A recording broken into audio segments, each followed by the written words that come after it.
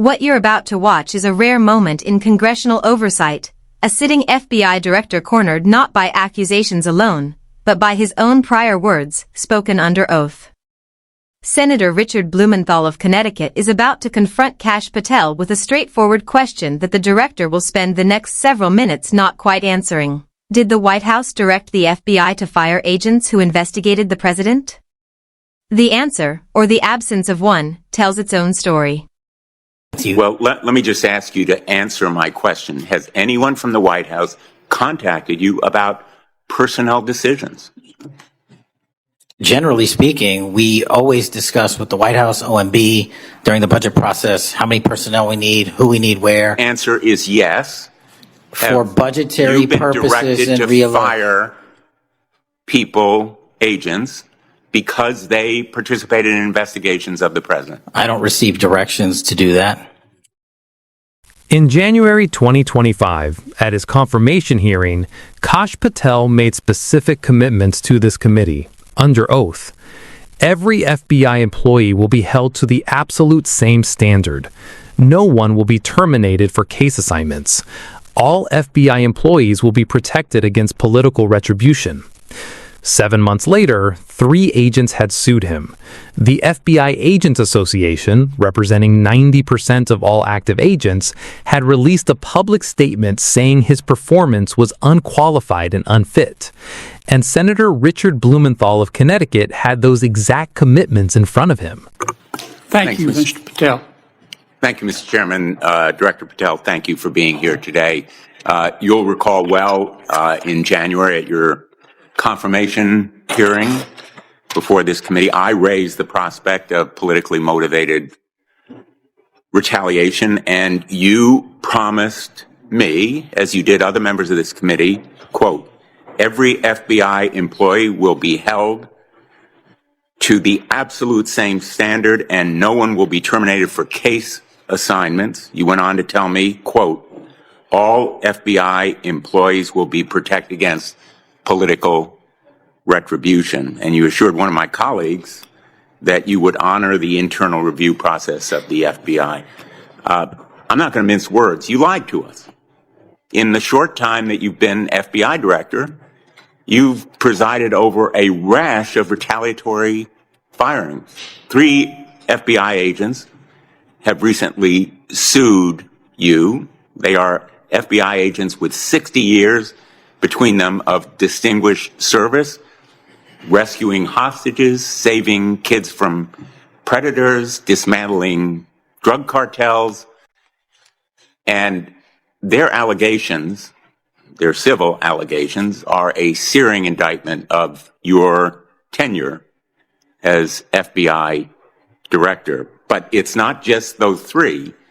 The FBI Agents Association has said that your actions, quote, distract agents from their work, foster fear that their assignments could cost them their careers, either now or under the next administration, and increase the risk of criminal and national security threats by undermining unity and morale within the Bureau, end quote. This association, as you know, is voluntary. It represents 14,000 members, 90% of all the active agents. These are your employees saying that your performance has been unqualified and unfit.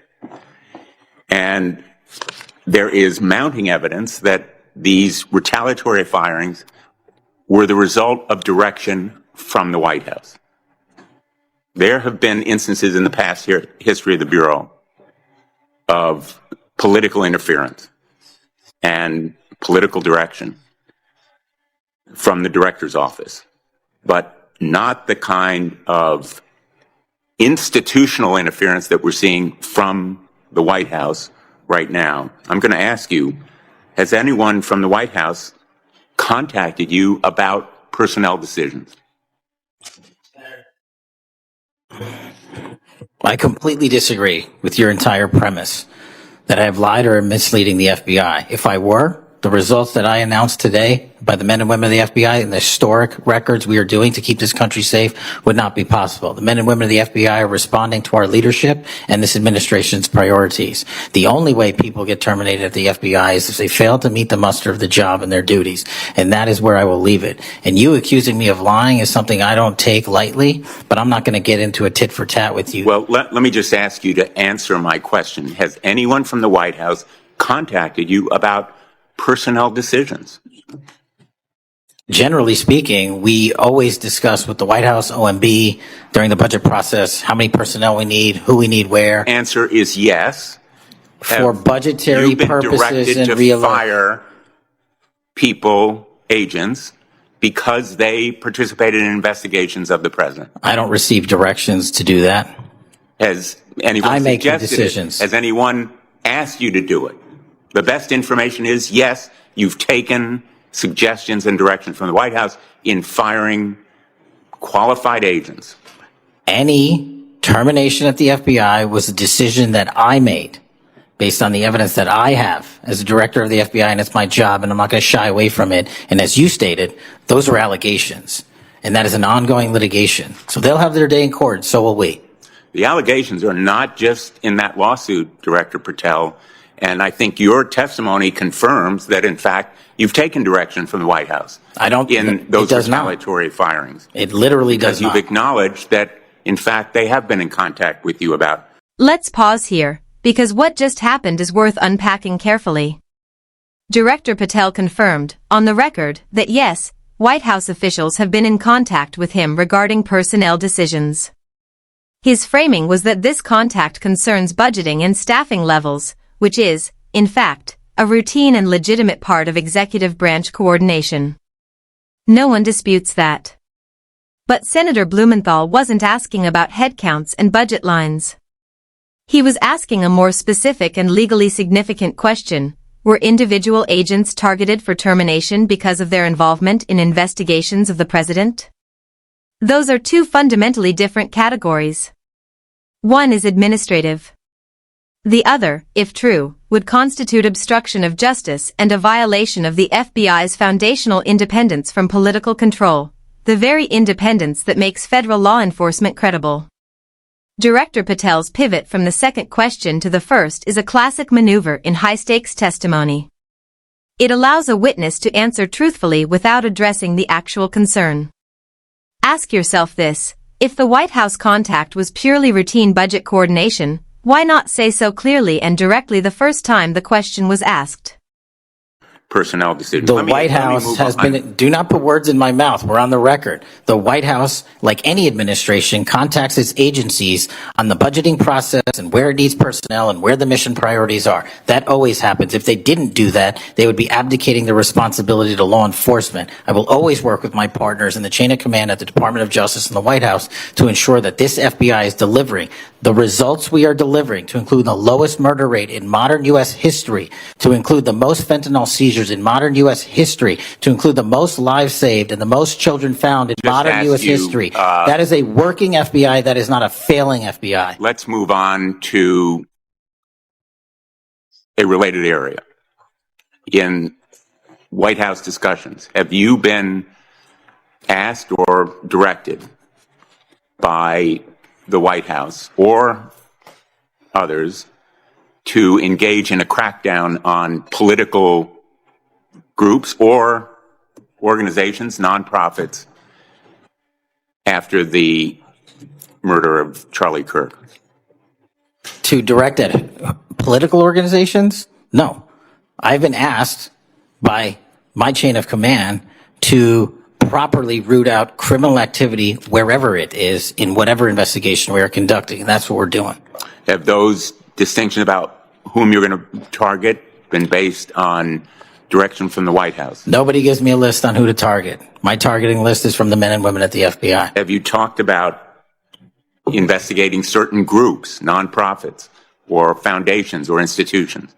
Whatever those investigations are, they're ongoing, and I'm not going to get into those. Have you used polygraphs to determine loyalty of agents? No. Have you committed that you will respect the First Amendment rights of agents? I have wildly committed to respecting the First Amendment rights of agents, but at the FBI, you have to balance your First Amendment rights with your mission. Have you imposed any sort of loyalty test in the course of using polygraphs or in any of the other personnel decisions? Polygraphs have been utilized at the FBI for decades. They will continue to be utilized in the fashion by the professionals that administer them. Have you asked under the polygraph test about individuals' loyalty or about their voting records or any kind of past statement? Just to make it abundantly clear, I don't tell the professionals how to conduct polygraphs or what questions to ask. They make those decisions. And I, as the director of the FBI, never ask anyone who they voted for. Have you investigated donors to a political party simply because they are donors? Simply based on that fact alone? No. Have you investigated donors for another reason? Many donors may be involved in criminal enterprises and criminal activities, and those individuals will be investigated. Can you commit to make public the Epstein files that so far have not been released if this committee is able to review them on a classified basis? I think this is an important distinction. The Epstein case file is not classified to my understanding. So we are providing what we legally can, and we are going to give Congress what we are legally permitted to do so to the maximum extent of the law. Will you enable the chairman and the ranking member to review them on a classified basis? That doesn't make any sense. If the material in the Epstein file is not classified, there is no basis for a classified review. Well, it would protect the confidentiality of them if they were able to review them on a classified basis. If anyone in this room can get the multiple district court judges to lift their court protective orders in the ceilings, we will happily provide you with more information. Are you in favor of merging the DEA and the ATF? That's not something for me to comment on. Well, those agencies work with you, don't they? With me, not for me. Are you in favor of orienting the FBI toward a national police function as opposed to the enforcement of federal law? The FBI does enforce federal law across the country. That's what we do. But isn't it a fact that you have told the leadership of the FBI that you view it as moving toward a local and state police function? No, we are prioritizing working with our local and state partners, and they will tell you that that has never happened with this much engagement in the history that they have been serving as local law enforcement officers. I believe local cops are the best intelligence source and the best understanding of their communities, and I folded in my FBI agents under that direction to work with them to get the job done. Here is the clearest takeaway from this exchange. Senator Blumenthal asked one question twice. Director Patel answered a different question twice. The distinction matters enormously. Routine White House contact about budgeting is normal government. Directing the termination of specific agents for specific investigations is political interference in an institution designed to operate independently of political pressure. Patel never addressed the second. He addressed the first, repeatedly and fluently, while the second question went unanswered. Meanwhile, the FBI Agents Association, a voluntary body representing 90% of active agents, has publicly stated that Patel's leadership is unqualified and unfit. That is not a partisan accusation. That is the workforce. And 3 agents with a combined 60 years of distinguished service have filed civil lawsuits. Arrest statistics, however impressive, do not answer those allegations. The central question of this hearing remains open: who gave the order, and why? What do you think? Did Director Patel adequately answer Senator Blumenthal's question, or did he deliberately sidestep it? Drop your thoughts in the comments below. If you value fact-based, balanced analysis of the stories shaping American governance, hit like, share this with someone who needs to see it, and subscribe for more breakdowns like this one. The record matters, and so does your voice. Thank you, Mr. Chairman. The exchange about the White House is the center of this hearing. Patel's answer was that the White House contacts the FBI on budgetary matters, how many personnel are needed, where they should be deployed. That is a real and routine part of how government works. Nobody disputes that. But that is not what Blumenthal asked. The question was not whether the White House communicated with the FBI. The question was whether the White House directed specific personnel terminations. Those are two different things. One is normal government coordination. The other is political interference in an independent law enforcement agency. Patel never answered the second question. He answered the first one repeatedly, and when Blumenthal pointed out that Patel had just confirmed White House contact on personnel decisions, Patel said, "Do not put words in my mouth." But the words were his own. He said it. It was on the record. The FBI Agents Association statement is worth pausing on. This is not a political opposition group. This is a voluntary organization that represents 90% of the people who actually work at the FBI. The agents who show up every day, run investigations, and put their careers on the line.